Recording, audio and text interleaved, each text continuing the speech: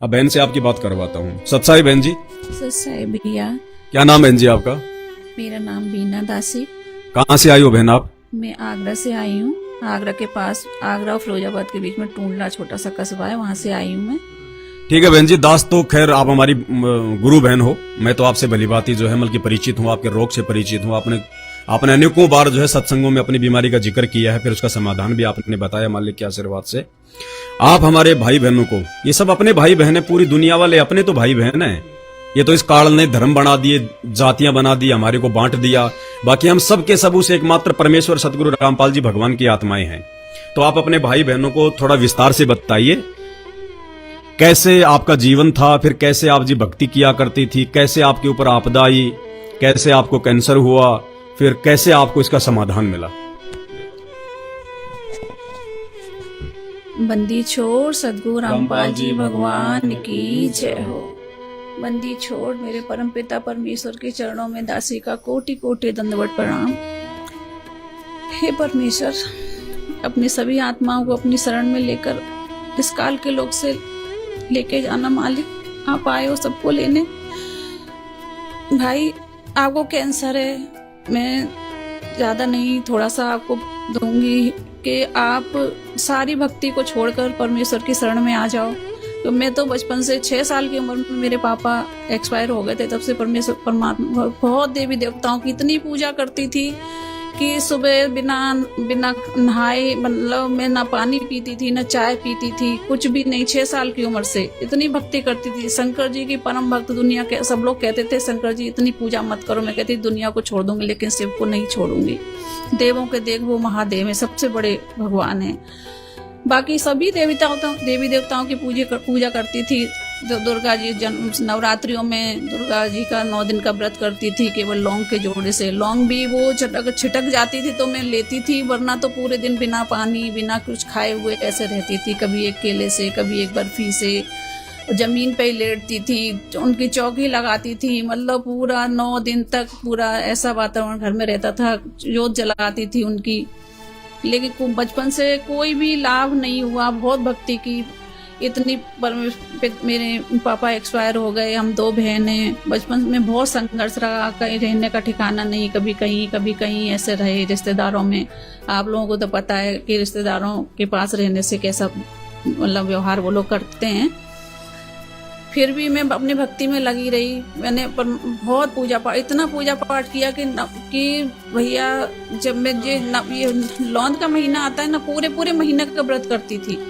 सावन के महीने पूरा महीने का व्रत करती थी, कुछ भी नहीं खाती थी बिल्कुल। पूरा 1 महीने तक चाय से, एक केला खा लिया, कभी कुछ खा लिया। सोमवार के व्रत तो 6 साल की उम्र से मैंने जब जब मुझे पता चला कि परमेश्वर धरती पे आए हुए हैं, मैंने उनसे नाम लिया, उसके बाद ही मैंने सोमवार के व्रत बंद किए।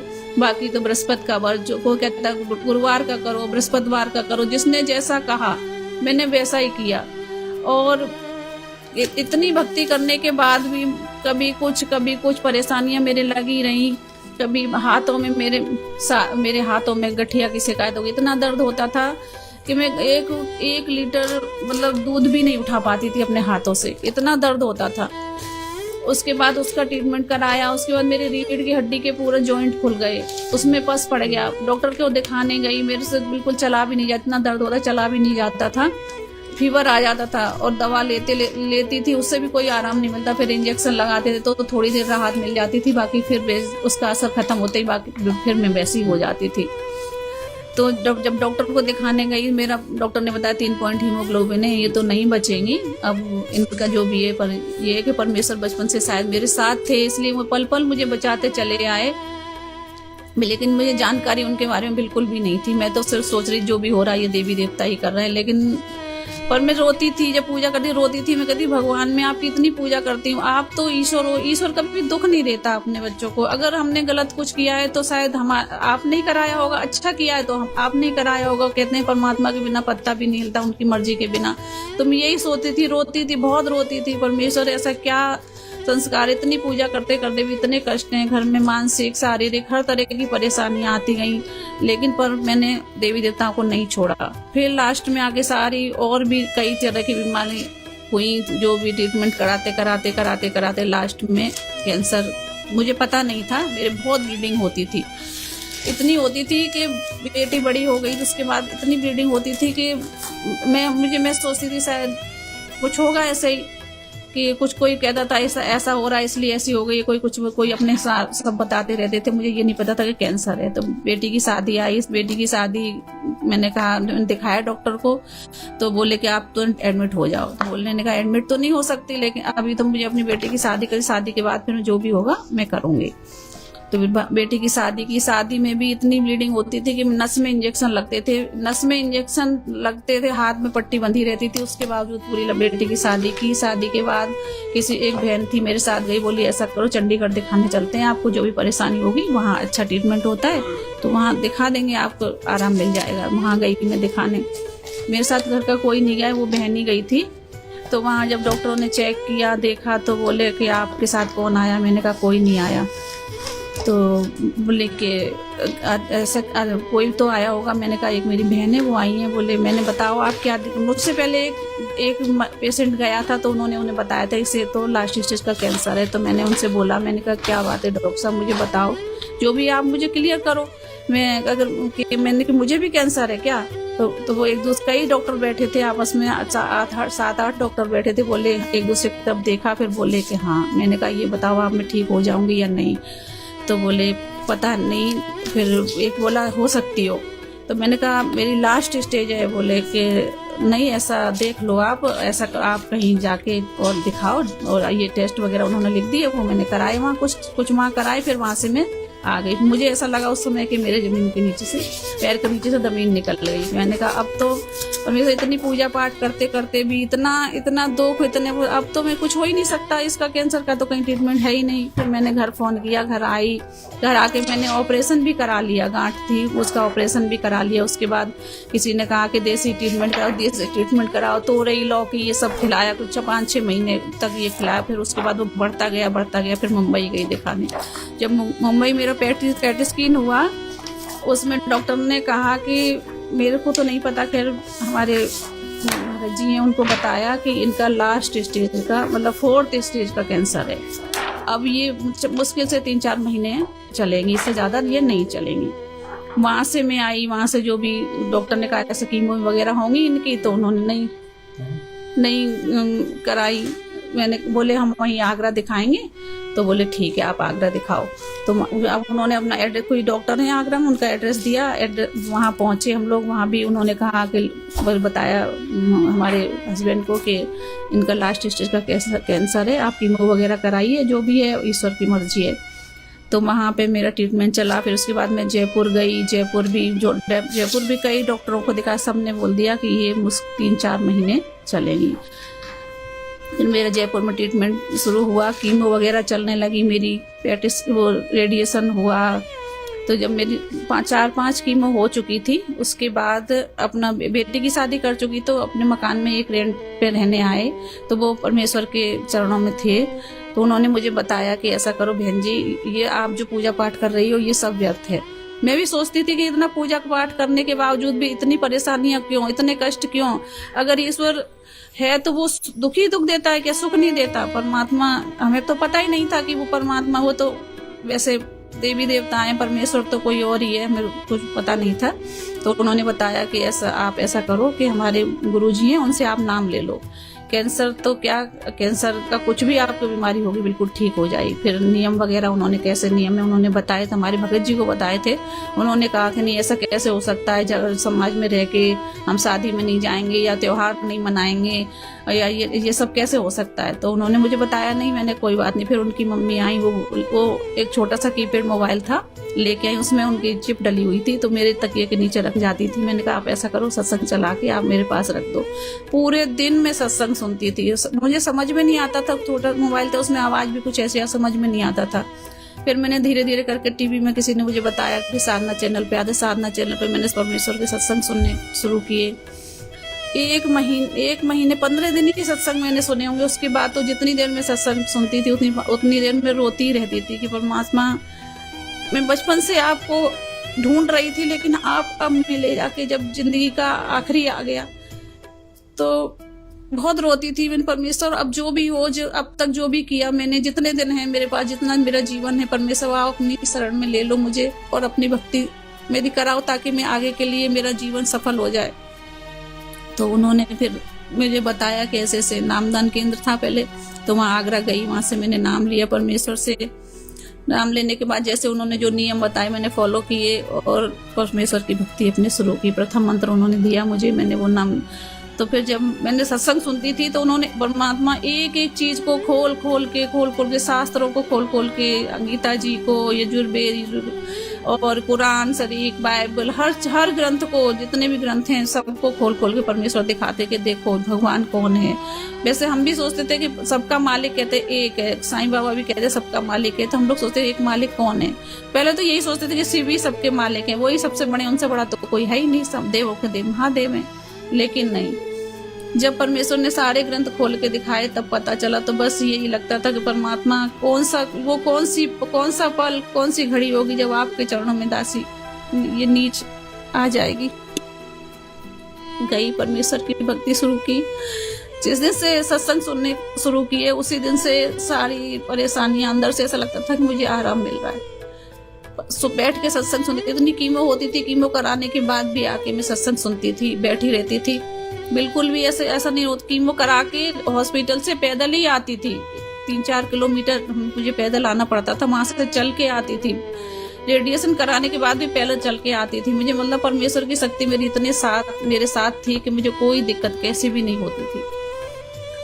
तो फिर मैं परमेश्वर की शरण में आई, उसके मंत्रों के जाप करने लगी। जाप करते करते मुझे 4 महीने हुए। 4 महीने के बाद मुझे परमेश्वर ने दूसरा नाम दिया। दूसरा नाम देने के बाद फिर 1 महीने बाद फिर मैं गई। मेरे सारे सिर के बाल, तीन बार मेरे सिर के बाल पूरे मतलब ये सब पूरा शरीर के बाल मेरे चले गए थे। आज मेरे बाल बहुत लंबे लंबे हैं, मैं बिल्कुल ठीक भी हूँ।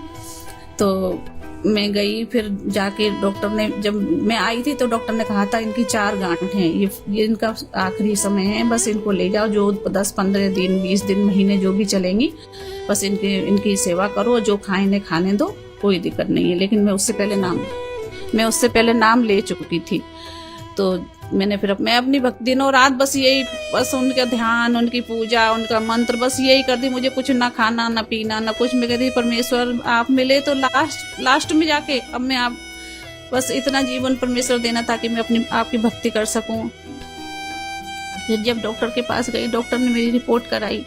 मैं घर थी, हमारे भगत जी गए थे रिपोर्ट लेके। डॉक्टर के पेट स्किन कराया था डॉक्टर ने जब देखा उसको खोल के, नाम लेने के 4-5 महीने बाद ही जब उन्होंने देखा उसको, तो वो बोले मुंबई की रिपोर्ट लाओ, चंडीगढ़ की रिपोर्ट लाओ, आगरा की रिपोर्ट लाओ। सारी रिपोर्टें डॉक्टर ने मंगाई। 1 घंटे डॉक्टर ने रिपोर्ट देखी।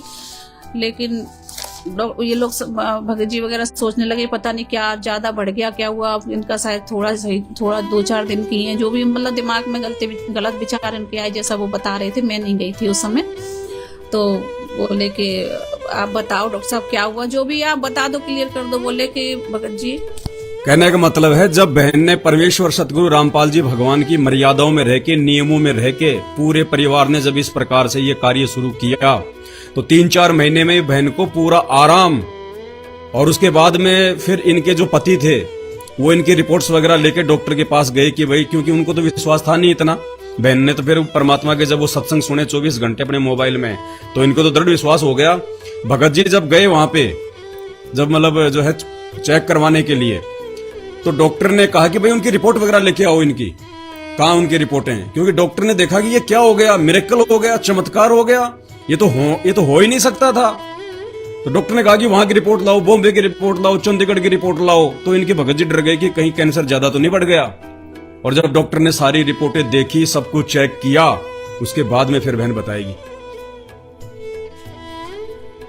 तो जब चेक किया डॉक्टर ने तो बोले कि आप, भगत जी बोले आप बताओ डॉक्टर साहब जो भी ये बताओ। तो बोले कि भाई साहब रिपोर्ट तो 100% नॉर्मल रिपोर्ट है, इसमें तो कहीं भी कुछ है ही नहीं, पता नहीं क्या चमत्कार हुआ है। तो जब मैं पेट स्किन करा रही थी, मैं एक बात भूल गई आपको बताना। जब मैं पेट स्किन कराने गई तो उसने मेरा जब किया तो बोला कि ऐसा करो आप बैठ जाओ। एक बार मुझे लिटाया, पेट स्किन मेरा पूरा हुआ। फिर जब बोला आप ऐसा करो बैठ जाओ, दोबारा होगा।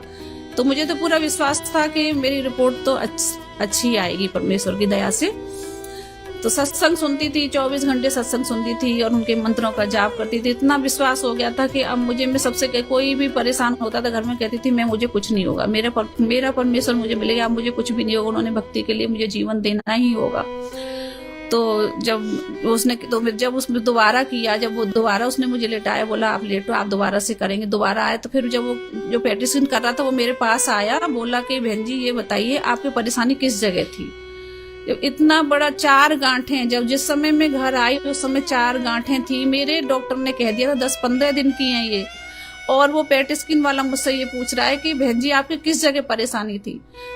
तो बस उसी समय मुझे विश्वास हो गया था।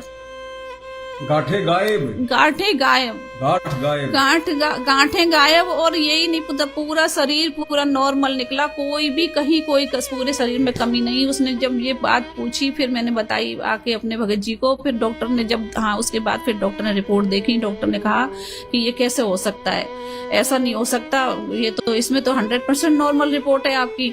तो मैं तो जब वो रिपोर्ट लेके जा रहे थे तो मैंने कहा आप तुम चलोगी? मैंने कहा मैं नहीं जाऊंगी, मुझे पूरा विश्वास है अपने परमेश्वर पे, मेरी रिपोर्ट पूरी नॉर्मल ही आएगी। जब वो घर पे आए बहुत खुश हुए, सब लोग बहुत खुश हुए, बोले कि कुछ न कुछ तो है। उन्हें विश्वास नहीं था, वो जुड़े हुए नहीं है, तो वो कहते कुछ तो शक्ति है, बस इतना ही बोलते हैं, ज्यादा कुछ नहीं बोलते। लेकिन आज हम लोग उनसे भी कहते हैं भैया इतना ट्रीटमेंट कराया था उन्होंने कि घर में मेरी चीजें सोने की और वैसे भी चांदी सोना और बहुत चीजें बिक गई, सब कुछ, मतलब इतना। इस एक दिन ऐसा आया कि भगत जी के पास बिजली के बिल भरने के पैसे भी नहीं थे। बहुत रो रहे थे, बहुत परेशान हो रहे थे। मैंने कहा परेशान मत हो, आज परमात्मा हमें मिल गया है, वो सब ठीक करेंगे एक दिन।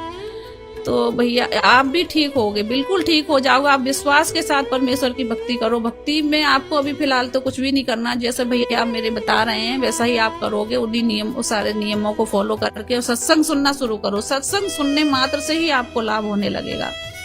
और आपका सारा दर्द, सारी परेशानियां आपको 1-1.5 महीने में ही, 2 महीने में आपको पता चल जाएगा कि मुझे ऐसा लग रहा है, अंदर से आपको महसूस होगा कि मैं ठीक हो रहा हूँ। तो एक दिन फिर पहले तो मैं गुरुजी के परिवार है आश्रम जाती थी, वहां जुड़ी थी। मैंने 2019 में नाम लिया था, जनवरी में, 27 जनवरी को 2019। और 19 के लास्ट में ही भैया की, मेरे पवन भगत भाई हैं, इनका वीडियो मैंने देखा। कुछ पहले मेरे को थोड़ा सी परेशानी रहती थी जब तक मैं नहीं थी, तो जब मैं भैया का वीडियो देखा तो मैं जुड़ी, साथ संगत से जुड़ी। भैया के सारे, भैया ने जो भी नियम जो मेरे नहीं कर पा रही थी वो भी मुझसे फॉलो कराए। आज मैं पूरी तरह से बिल्कुल ठीक हूँ और मुझे कोई भी दिक्कत नहीं। सारा घर का काम भी कर लेती हूँ। 16 कीमो हो चुकी है, 35 रेडिएशन हो चुके हैं मेरे, लेकिन मेरे पैरों में अभी भी थोड़ी दिक्कत रहती है। फिर भी परमेश्वर मुझे बिल्कुल महसूस नहीं होने देते कि मुझे इतनी परेशानी है। मैं सारे घर का काम भी कर लेती हूँ और परमेश्वर की अपनी भक्ति कर रही हूँ। भैया जिसे भी पूरे विश्व को परमेश्वर, जब हम आए थे काल हमें लेके आए ऊपर, कहते हैं परमेश्वर अपने सत्संगों के माध्यम से, आप जब सुनोगे तो बताएंगे कि वहाँ हमने ये जो है ना काल, जो कहते हैं ना महाकालेश्वर जो जाते हो आप लोग, ये बहुत बड़ा यहाँ का भगवान है। ये हमें 1 लाख मनुष्य खाता है डेली और 1.25 लाख को उत्पन्न करता है। तो इसी के हम उसमें ये हमें ठग के लेके आया वहां से। इसने अपनी ऐसी वहां पे लीलाएं की जो हम इस पर आकर्षित हो गए। वहां से हम लोग चले आए अपने परमेश्वर को छोड़ के। आज अपने परमेश्वर की भक्ति, सभी पूरे विश्व से यही प्रार्थना करूंगी, परमेश्वर धरती पे आए हैं, आप इनकी भक्ति करो। भक्ति करके अपने उस जगह पहुंचो जहां से परमेश्वर हम परमेश्वर को, अपने भगवान को, अपने पिता को, अपनी माता को छोड़ के आए हैं। हमें वहां जाएंगे तभी हमें सारे सुख मिलेंगे, वरना इस काल के लोग में तो कोई, किसी को कैंसर है, किसी को एड्स है, किसी को ब्रेन ट्यूमर है, जो भी है ये सब लगा रहेगा। और सांसारिक मानसिक परिस्थितियां तो इतनी उतार चढ़ाव लेंगी कि भैया बिल्कुल भी आप सहन, एक लास्ट में एक ऐसा दिन आएगा जो आप एकदम टूट जाओगे। आज मैं पूरी मानसिक तरह से, शारीरिक से बिल्कुल ठीक हूँ, मुझे कोई दिक्कत नहीं है। और जब से भैया के साथ, भैया से जुड़ी हूँ, साथ संगति, भैया ने जो भी मुझे सारी चीजें जो नहीं मैं जानती थी वो बताई हैं, तब से भी एकदम से बिल्कुल ठीक हूँ और बस अपने परमात्मा की भक्ति कर रही हूँ। मैं साथ संगतियों में जाती हूँ और परमेश्वर के जैसे जो भी भैया नियम जैसे भी बताते हैं उस हिसाब से मैं उन्हें फॉलो करके चलती हूँ, कोई दिक्कत नहीं है। आप जैसे भी भैया कहें भैया बिल्कुल आप वैसे ही नियम लागू करके परमेश्वर की भक्ति शुरू करो, आपको पूरा लाभ। आपका कैंसर आपको पता भी 2-3 महीने में ही आपका कैंसर आप रिपोर्ट कराओगे तो आपकी शायद नॉर्मल रिपोर्ट आएगी परमेश्वर की दया से। आप भक्ति करके देखो।